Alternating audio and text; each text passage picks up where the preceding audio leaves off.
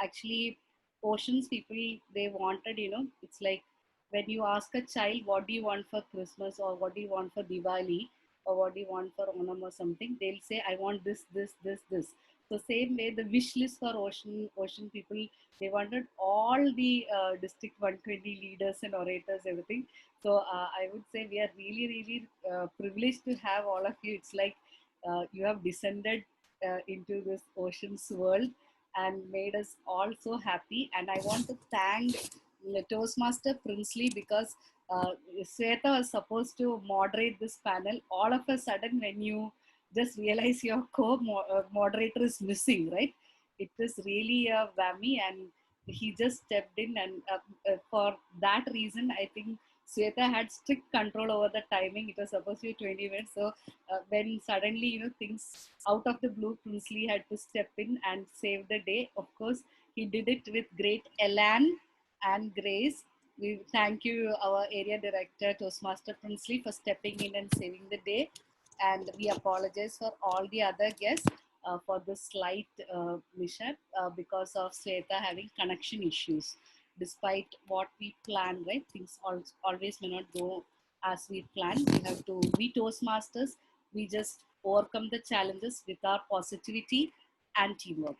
Now, I would like to thank all the panelists,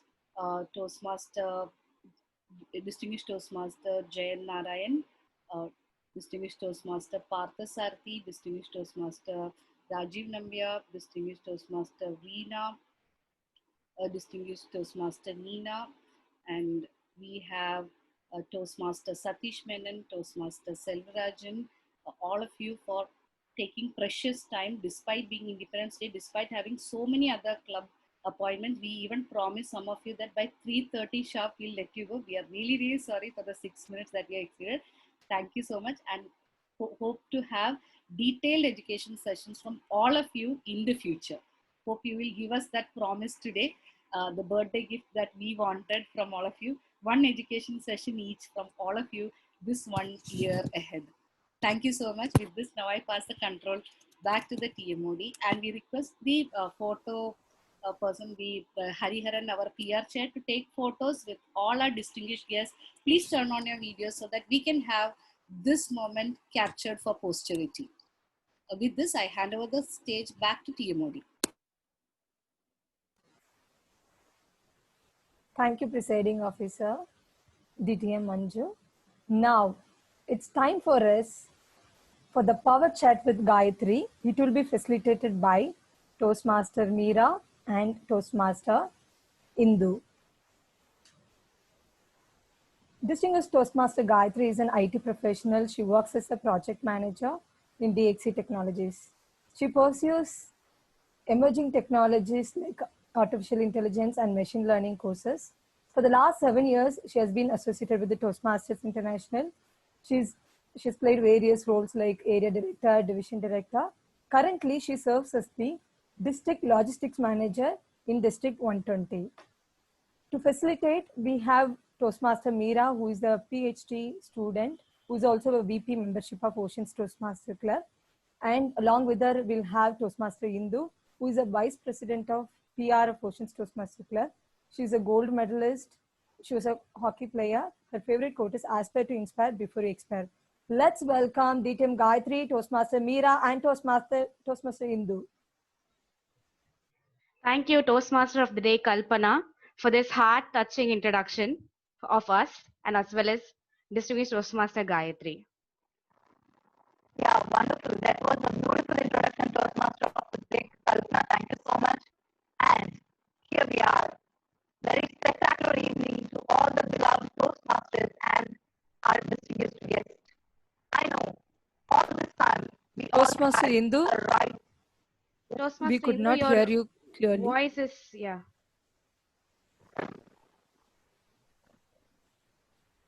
Hello? Yeah, your voice is not clear. It's hazy. Is it fine now? Actually, No. the audio video test, it was correct, Indu, but right now it's sounding a bit different. If you can remove your headset and speak, I think that may be better. Okay, fine. Welcome, distinguished Toastmaster Gayatri, to our Ocean's 5th milestone meeting. We are very pleased to have you here, and we are all packed up with our questions ready for you to answer, because we all know that in the leadership journey that you have been the youngest leader of the district club, and also you kind of are not kind of, you are an empowered woman, and being a new member and a woman, in Toastmasters, especially in Ocean's Toastmasters Club, I want to learn so many lessons from you, and I cannot wait for this chat to begin. I'm equally excited, Meera. By the way, I mean, don't exaggerate so much. I'm also like a member like you and and I'm also looking forward to learn from each other through this session. Sure, distinguished Toastmaster Gayatri. So the first question, I'm sure Indu will not mind if I ask the first question. I hope. Pray to God. Okay. So the first question. Thank you, Indu. So the first thing that we learn about you, whenever I mention DTM Gayatri, is, she completed and completely organized a division conference within a span of a week. How was she able to do that? So this is the question I'm going to pose you. How were you able to organize a division conference in just a week? And what were the challenges that were faced by you? How did you overcome them? Well, definitely we did not organize a division conference in a week because that may not be uh, possible for anybody. So we did have a short stint, especially the second conference that we did for Kindle. Uh, it was not a 3-month-long journey or a 2-month-long journey. It was a couple of weeks journey. And that was possible because I had very able leaders who helped me and pitched in. There were very good lessons that we learned in the earlier conference. And that was also a very big success. So I made the people or the role players in that carnival as mentors for the next conference. So all those people took care of their successors, and it was a very interesting journey for them also, because the role players were all mostly from college, especially the Loyola, IIT and Panimalar students. And the seniors or the people who were from corporates were the mentors. So it was a very good blend that happened, and they took care of it by themselves. So my job was much easier because of the mentoring that happened there. Yeah, it was a shorter, but not definitely a week's time. But it was possible mainly because of the people who pitched in from the previous conference and took it live. And the people pitched in because of your leadership style. That I'm sure of. Thanks, Meera. Yes, that one thing that I can learn is nothing is impossible. Even in a short span of time, if you could have done it in that much grandeur way, that's why we got that information from the research that we have done in the behind the scene before doing the interview with you. So here you have the next question. This is more like for a leader. This is the most challenging part for any leader, because how do we lead others without being authoritative? This is a tricky thing which most of us would like to know, because this is one of the main important aspects that we have got from your colleagues, that you are too good at it. So we'd like to hear from you. I don't believe in this authoritative style of leadership, even within a relationship. Like our previous generation, they believed that the children should follow whatever the parents say. And I was a child who never followed if somebody used that kind of an influence. If they told me what I have to do, or if they requested me, or if they told me with love, I would do.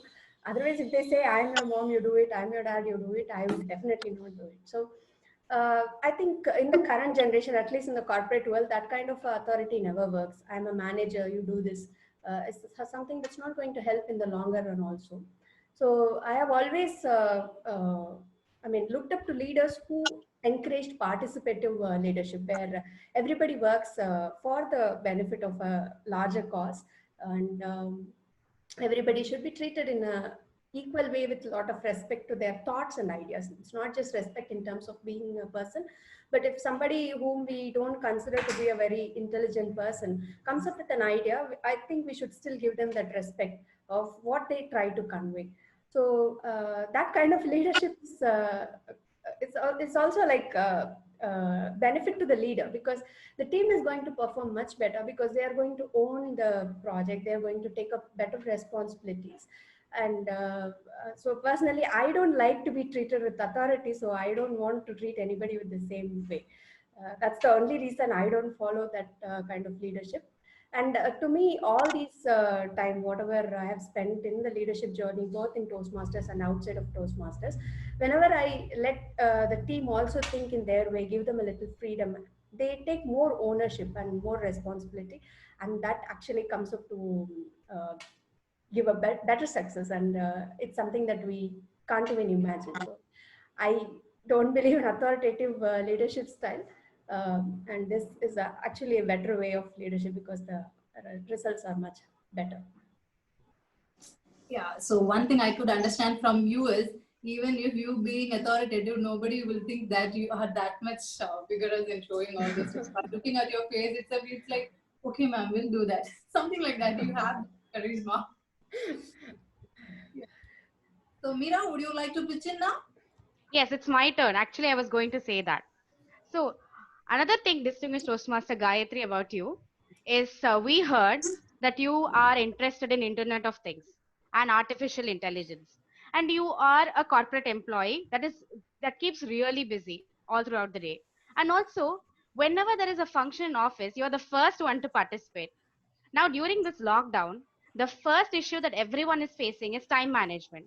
We do not find even time to do basic activities. So, how do you take time in all this? And what is your tip for people like me who find it hard to manage their time? Yeah, basically, people around me think that I'm so crazy, especially my family members will be always afraid because I'll come and say, you know what, I think I want to learn this, I want to learn that. And they'll be like, what crazy idea I'm going to come up with in the next few days. One thing is, we can do a lot of things if we ensure that everything that we do is something that we like to. So, as long as we do things we love, the other things are going to be even better. For example, today I'm going to spend some time in Ocean's milestone meeting. Then after this meeting, if I go back and study my artificial intelligence stuff, I'm going to have better attention and I'm going to grasp things better. More importantly, my thinking pattern will be different. So I come up with very different creative ideas that kind of contribute better for my studies as well. So it's all interlinked. As long as we do things that we love, then we can do a lot of things. So I kind of eliminate things I don't learn. So I either delegate or find alternatives. Like for example, at home, if you ask me, there are certain things that I love to do, like cooking. But I never like cleaning vessels, so I always leave it to the maid. Even if she takes leave, I'll probably cut down on cooking or cook very less because I don't like to do that. Or if somebody else in the house is interested, I let them do that. So, but then when I cook with a lot of happiness. And then again, when I come back to study, I do it with a lot of energy. Again, when I attend a Toastmasters meeting, it's even more happy occasion. So it's all happiness for me. It's not like I'm burdening myself or I'm doing things that are very difficult for me. From outside, it may look like I'm doing serious stuff, but internally, I'm only enjoying it. So it's all fun, basically. So, basically, attention to all the Ocean members as well as the guests. If you do what you love, so one day we'll also be all energetic like distinguished Toastmaster Gayatri. Hopefully. Indu, I Yes. think you are ready with the question because you're bursting. Yeah, it's my turn. So now, the another question. This is also highly required in today's life, I feel, because all the people are facing how to balance between work and the personal life stuff. And when we did the research about you, we got to know that you are one of the youngest women leaders in District 120 and you are a sagacious manager to work with in your career side. And more than that, you are a beloved wife and a beautiful mother. So, and in spite, you are learning so many new things about IoT and all the other things regarding your career. So how are you managing this, all this thing? You'll be having juggling up from here to there. How are you having a perfect balance? We would like to hear from you. Yeah, like I said, one thing is I want to do a lot of things that I love. But the second thing is I don't do all of this just by myself. So the key to doing a lot of things is ensuring that you delegate things. And if I manage all this, for example, I do take up a lot of things outside of just house. And for that to happen, I have the support of my family. So they are all part of my journey as well. For example, when I wanted to become division director, I sat with my mom and I told her what all I have to do, how the election process will be, what all I have to do to campaign, and what is it that I will gain, what if I lose, what if I win that, and then it's going to be a 1-year commitment. And my mom is not a person who was very appreciative of my late night dinners and weekend engagements in Toastmasters. But then when I finished saying all this and I asked her, Mama, what do you think I should do? And she said, you should do this. Another year, I will take care of home. I will put some more efforts here if required. Don't worry about that, just go for it. Because she saw what I was trying to do and she saw that she could be a support in my journey. So today, if I'm doing all this, definitely it's because I have a very supportive family who take care of things when I'm not around. And there is no work-life balance or anything. You concentrate on one thing at a time. Sometimes there have been weekends where Saturdays and Sundays back-to-back I have attended Toastmaster events. So I wouldn't have spent even an hour with my daughter. By the time I come back, she would be very tired. She would have slept off. So in that case, I would ask her to take leave on Monday or Tuesday. I will take leave from my office. We both will escape into some park or beach and we have our own time. So it's not that you have to spend the weekend with family, right? You have to spend time with family. That's what matters. Similarly, in office also, if I have taken leave on one day, the next day I will go and ensure that I contribute something more and in a new idea or a new initiative that I am ready to take forward. Or at least if I'm on leave and then somebody calls me, I wouldn't hesitate to work. I have always been that support. So people don't feel that you're doing something that is very different and you're taking advantage of others. Should not be a feel that people feel. If that happens, then you can do a plethora of things because you have a lot of people who are willing to work with you for your journey. So I am lucky that I have so many people who are traveling with me. I would say they are the contributors for all these, I would say. Anyway, the thing that we understood was being delegative also needs a skill. So that you are mastering in it, I feel. So yes. So let us spice up things a little bit. We are now on to the rapid fire round. Okay. Okay, so I'll ask you a question and I'll give you 4 options and you have to tell me which option is the most appealing to you. For the first question, according to you, what is the most important trait of a leader? The options are perseverance, confidence, communication, empathy. Empathy, of course. Empathy. Okay, the second question, tell me the first word that comes to your mind. What can a Toastmaster learn from Toastmastering in respect to leadership? I would say life. The art of living life can be learned through Toastmasters. Amazing. That's very true. Meera, now I'll jump in. Okay, go ahead. So the next question, who is the one leader who inspired you the most outside of Toastmasters?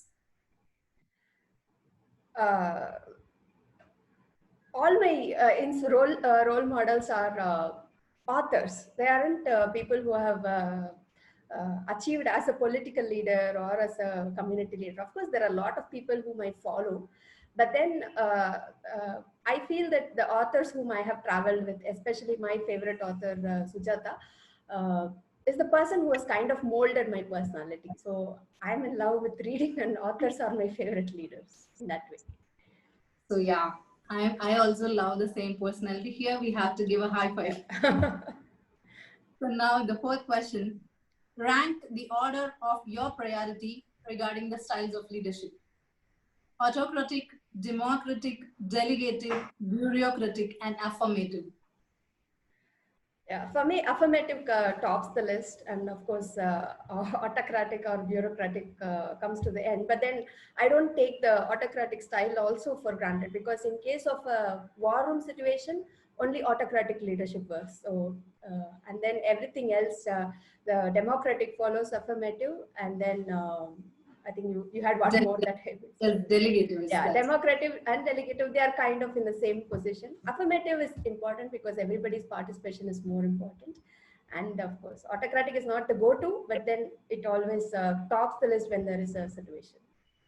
Yeah, that was very nice. So this is just the rapid fire is over. So finally, we have to move on to Q&A from our audience. The last one question: what is the secret of being successful despite of being into so many aspects of your life? Being throughout your career in Toastmastering, also you have been successful in whatever you have done so far, despite of the challenges. So what is that one secret or the tactic or one suggestion that you want to give in order to become successful? Well, if you ask me if I'm successful in the eyes of everybody, the answer would be no.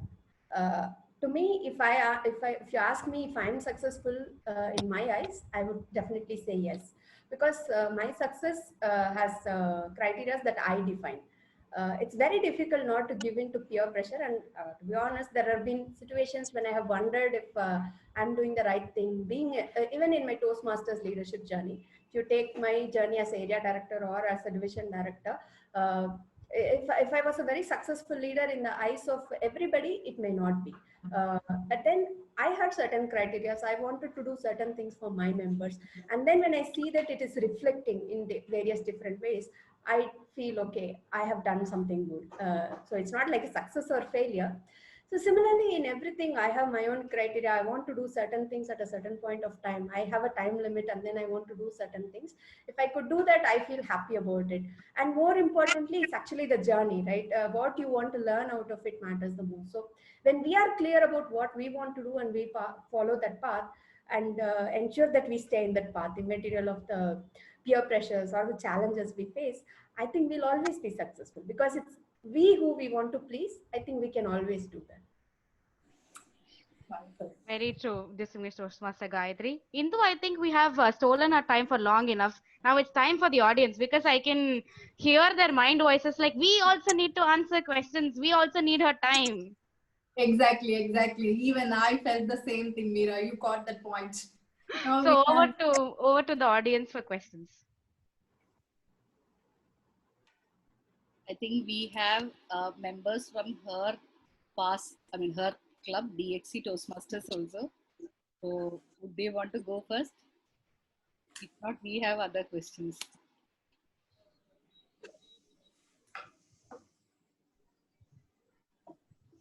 Satya Jayaraman. I see Satya Jayaraman. Okay. I think he's on. Is he on? Yeah. Hi, Satya. Okay, Manju, you made me to ask this question. I have to go with it. So, Gayatri, nice to see you here. Right. And don't worry, I'll not put you in a very difficult situation, but negotiation skills is something very key for any leader. And you know what is the negotiation skill that I'm referring to here. So I will better reveal, not reveal, and leave it to you to unveil it in front of the audience. So go back to Hyderabad memories and feel that negotiation skill. I think I want to add on there. It's like Harry Potter has a scar on the this has some scar. It seems there's a scar on Gayatri's face due to some accident, and I think Satya is referring to a negotiation she did with a doctor. Like she's sick, injured, or in pain, she's a leader.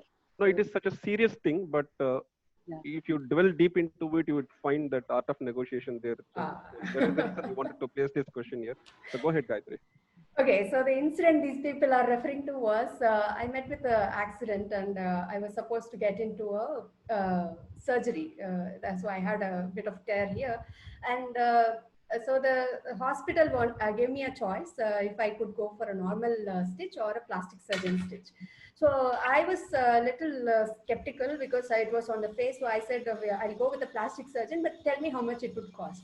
But the hospital people said, no, we can't say all those. And it was an emergency situation. I had injury all over my body, so it was a little serious. So they didn't answer me on that. So while the doctor was stitching here on my face, he wanted to engage in a conversation to put me at ease. So I used that moment and I was asking, how much would you charge? Will it be very high? So you have to understand, okay, I come from a typical middle class family and money is very, very important. So we ensure that every rupee that we spend is very, very precious. So I was little worried. I'm already in the hospital, already the doctor is doing surgery. And that doctor, no, he was also playing with me. He was like, you people are software engineers, you earn a lot, so why do you care about money? And I was like, I don't know about other software engineers. My salary is not so good. You have to understand that not everybody is rich. And the doctor was probably putting me at ease, but I was negotiating actually. I was telling him, doctor, please don't assume like that. You can charge for your this thing, but don't be so much and all. And if you have friends where you just share everything and they come up and pop up like this, it's always a risk. So that's also a lesson you should learn. But yeah, that was a very serious incident. But then I had a very light moment when I speak about it anytime outside. But the thought process comes because of typical Indian middle class family. I don't want to brand it that way, but then I should say the way I was brought up, I was made sure that every penny or every money that I spend is worthy of what we are doing.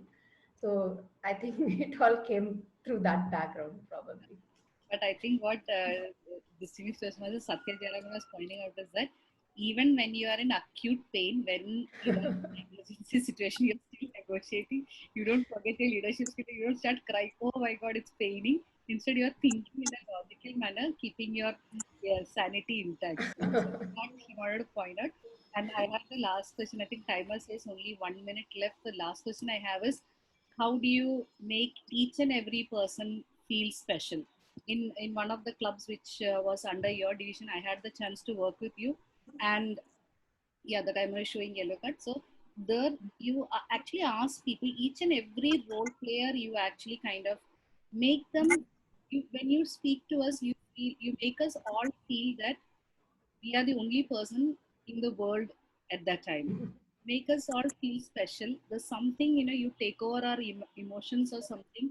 You're able to influence us, leadership style of influencing, and then you're able to convince us to do what you want. Same thing we got from DXC Toastmasters. So they also said the same. You actually are able to persuade them, influence them. Many of them are distinguished Toastmasters, much senior to you. I think even if you are put in the as a diplomat between India, Pakistan, or maybe India, China, you make China, Pakistan merge with India. That kind of skills we are using in Toastmasters.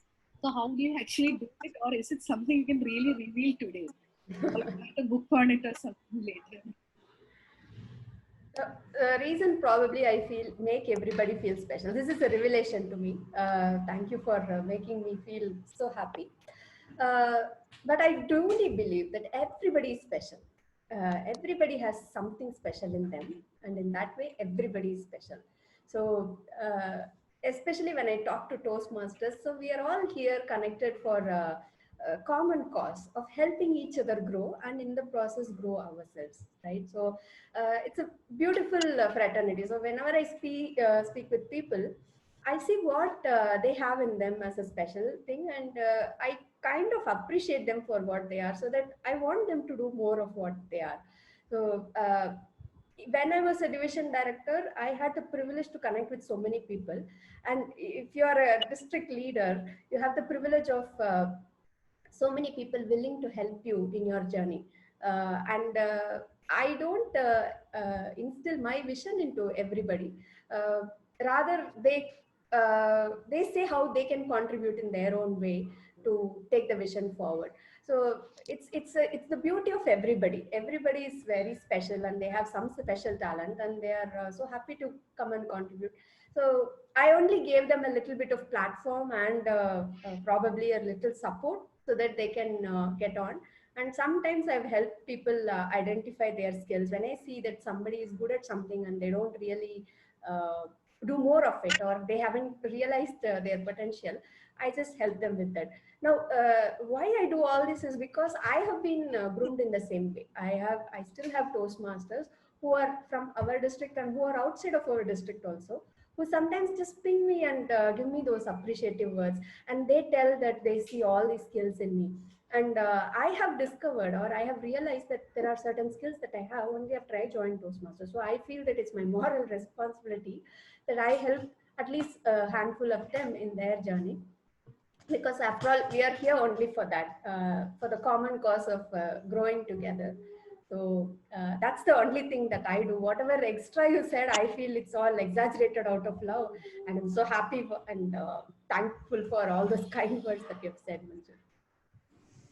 So now, Gayatri, I feel that we are now treated so special by having you here on our 5th anniversary celebrations with your, and we have learned a lot from your learnings, that what are the experiences that you have shared throughout the journey. So we are so happy and glad to have you here. Thank you for your esteemed, wonderful presence and provided as your precious time. Thank you so much for being here. Yeah, Meera, your words. Thank you, distinguished Toastmaster Gayatri. Before we may conclude this, today, as you are aware, is the 5th birthday of our beloved Oceans Toastmasters Club. So, will you please give us all a message to Oceans Toastmasters Club? Yeah, Oceans has been a Toastmaster club, which is like an extended family to me, because I've been good friends of a lot of members there. I wouldn't even say Toastmaster to them. They are all like friends, and for every endeavor that I have done, whether Oceans was in my division or not, the members from Oceans have always been a kind of push and a support for me. And I'm so happy to see this milestone celebration. I would say I was very impressed with the way this meeting is organized. Every few minutes, it's like you have something interesting that people don't want to drop off. It's such a long session, but people are staying back because it's there is always something new that you have brought in. So panel discussion, educational session, interview, and then, I mean, I like the way that you are trying to bring in. And this is what the ExCom leaders also do for the club, right? So the club members, I'm very sure, will be extra motivated to do something beyond. So it's so nice to see this initiative, and I'm very happy to be part of this milestone meeting. It's like an honor for me to be part of this wonderful event.